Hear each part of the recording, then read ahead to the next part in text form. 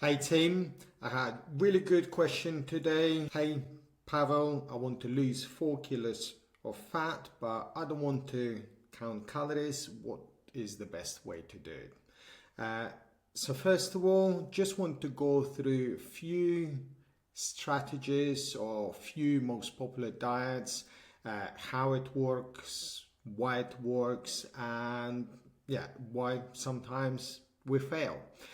So first of all, it's all about calories in, calories out, and any diet is one way or another is all about creating calorie deficit. And for some people, one way works better than others. Purely depends if it's suit their lifestyle better, and they can stay consistent with this sort of diet over a long period of time or long enough to lose this amount of weight and get results. And here's the most popular ones, which is you heard about. So first one is keto diet, so probably everyone heard about it. I've tried it myself, I've done it before, and it does work. However, there is some kind of complication when it comes in the long run.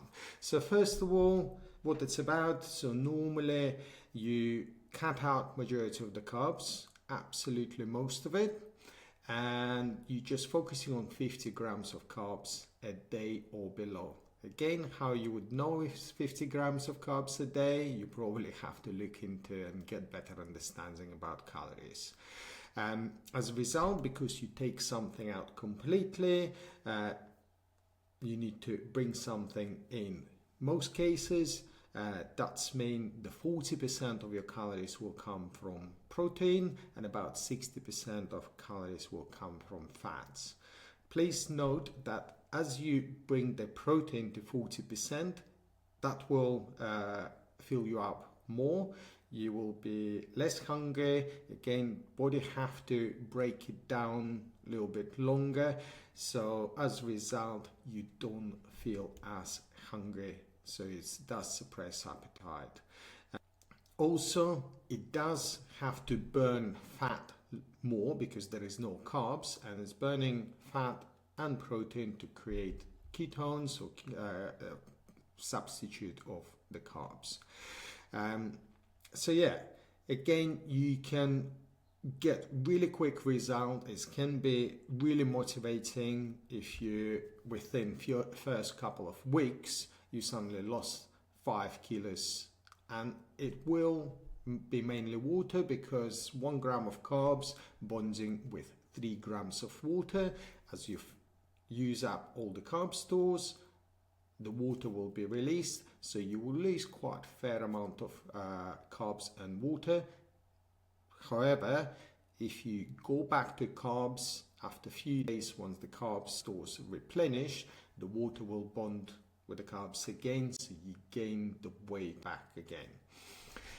Some of the kind of cons and difficult part is it's hard to sustain in a long run. You have to plan a lot, you can't eat a lot of stuff, and if your family like pasta, rice dishes, and you suddenly not eating this, you will really struggle to be part of the family or part of the tribe. So again, that's why many people fail and go back to normal diet, and they're like, okay, that's not working.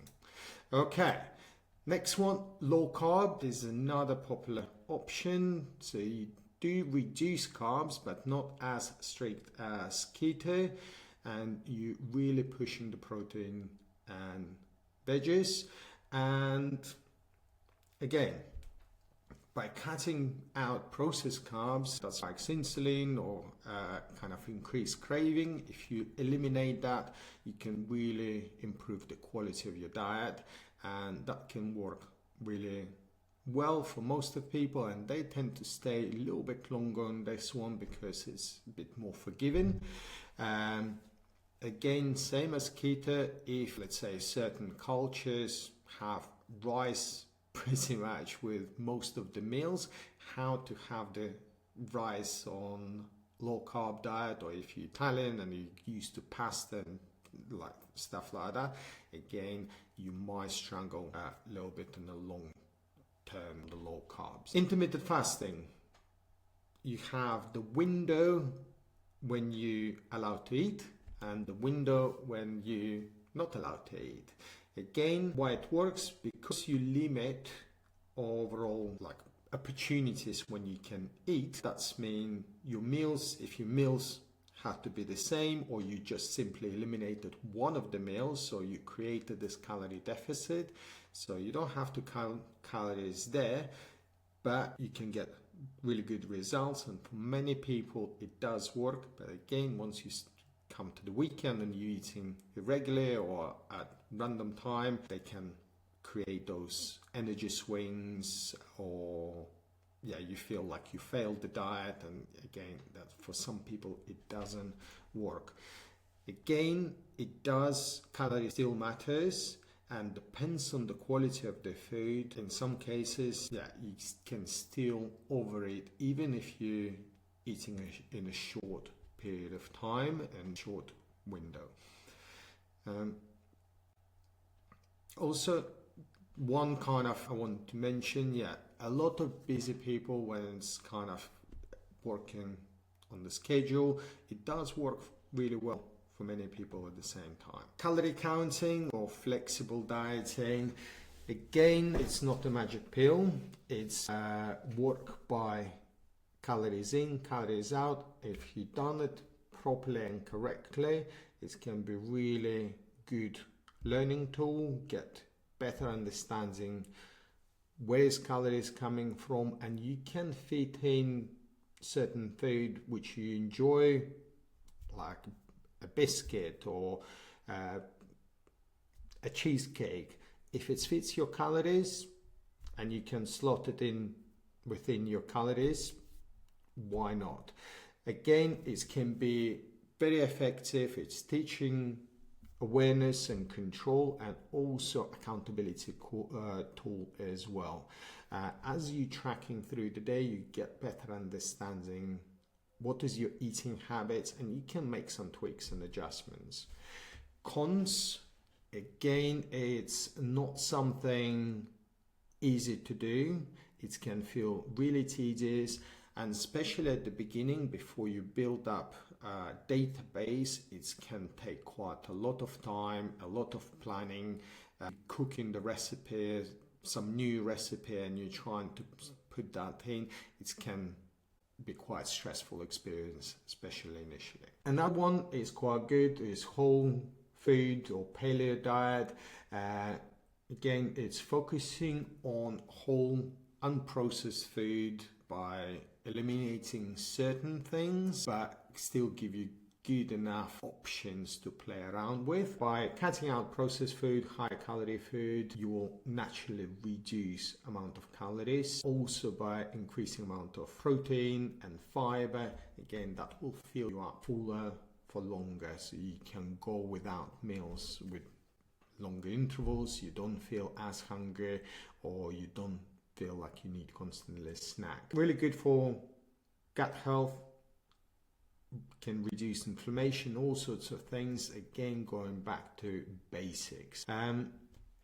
For some people, it might feel a little bit restrictive, especially if they tend to go out or buy like food meals takeaways. They feel they can't eat certain food anymore because it's not falling into this category. Again, most of the diets, there is some way kind of to restrict or reduce amount of calories. My preferred approach when it comes to dieting, if I'm trying to create calorie deficit, I like combination of few strategies, purely because it does suits my lifestyle a bit better. It gives me some flexibility, and I don't feel like it's a diet, it's just something fall into my lifestyle or the way how I eat. So a few things I like to combine and focus on is calorie counting. It's number one, is keep me accountable allowing me to adjust intake through the day. And also I can see on black and white if I'm getting enough protein, getting enough fiber, and where is my calories are through the week as well. Another tool I use quite often is intermittent fasting. I usually not very hungry in the mornings, so quite often if I'm trying to create a calorie deficit, instead of eating small tiny meals, baby portions through the day, I just eliminate breakfast or push it much later time when I least hunger, when I start getting a little bit more hungrier naturally, usually let's say 11 o'clock or something like that. In that way I can have more calories, bigger meals through the rest of the day. Whole food, again, reducing processed food can really make it easier to increase amount of food you have on the plate without adding huge amount of calories as well. So going back to the basics, having more veg, having more protein can really increase the volume. So combination of those three work best for me. I do use MyFitnessPal. I use it quite regularly, but without kind of doing it for a whole year. So because when people say oh, I'm eating healthy, it doesn't really mean anything, because healthy to compare to who, healthy compared to yesterday or compared to Paleo guy or compared to low carb, or something like that. Yeah. Imagine you have a card, just because you work, it doesn't, and you're just tapping everywhere without even checking how much you earn, what is your balance. It can be quite a dangerous thing. Yeah. So getting better understanding what is the calories, where is your calories coming from, can really help you in the long run. So I usually go for at least 3 weeks, kind of recalibrate, purely because 1 week is not always the same. So giving a little bit of longer time just to get into it and understand what is my current eating habits, where is my calories coming from, do I get enough or do I eat too little? Because if you trying to lose weight and you want to restrict your calories as much as possible, maybe you're just not gonna eat enough and you will crash in 2 weeks because you have no energy to do the workouts or your steps. Also, instead of every single meal calculate from scratch, I use a lot of copy-paste meal. I created a database of my go-to meals, which I like to repeat. I have 10-15 meals which is on rotation. I use that as my shopping list as well, and as my cooking book as well. So I can, whenever I do meal prep, I check if I have all the ingredients, cook it at once, so then I can copy and paste these meals through the day. Have maybe a go-to breakfast. Again, once I created a couple of breakfast options, more or less same calories, I can copy and paste it through the week. And when I don't use MyFitnessPal, I just stick to the same repetition. And also I'm making sure I get my protein goal. When it's come to intermittent fasting, as I'm not very hungry in the morning, I can go on coffee and water. So I just use that as a tool to help me to reduce amount of calories. And because I tend to snack in the and getting more hunger in the evening, I just allocate decent amount of calories for the later in the day. So this way I can have my proper meal and the dessert as well. So this way, even if I'm on a fat loss diet, I don't feel like I'm restricting myself in anything. Again, whole food is the key. So better quality of food, more volume, any diet easier to stick to in the long run. So if I eat or focus on the food which I should be eating, that will actually push out the decision which I shouldn't be doing. And yeah, so I will tend to eat less of the food which I shouldn't be eating. And by increasing quality of the food, I can increase the volume, I can have more fiber, higher quality of food. Whole food takes longer to chew, longer to digest as well, so I feel more fuller for longer. I'm never going too strict, and I like the 80-20 rule, when 80% of the food which I should be eating, 20% which I enjoy.